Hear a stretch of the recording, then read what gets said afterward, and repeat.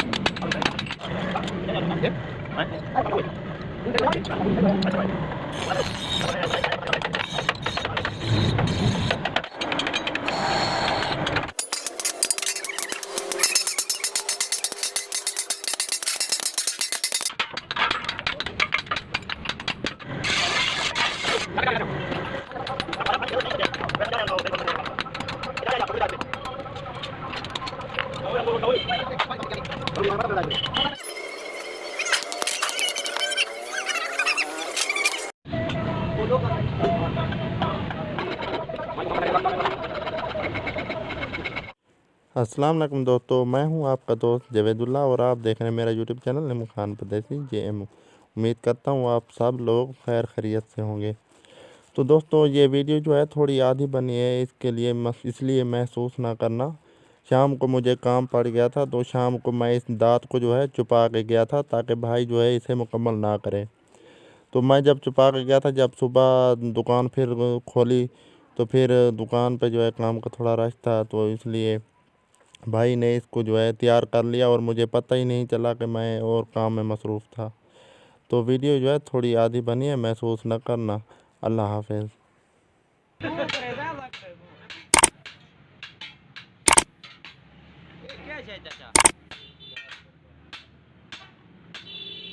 पूरी कल वीडियो में बनाई है देखो वाला मैं गया लुका मैं के यार वीडियो ने मुकम्मल करे था तब ना मेरे खर्चा होता चाचा तब ना मेरे ता वास्ते मैं लुका गया न तो कलो का रतो का बन गया। हां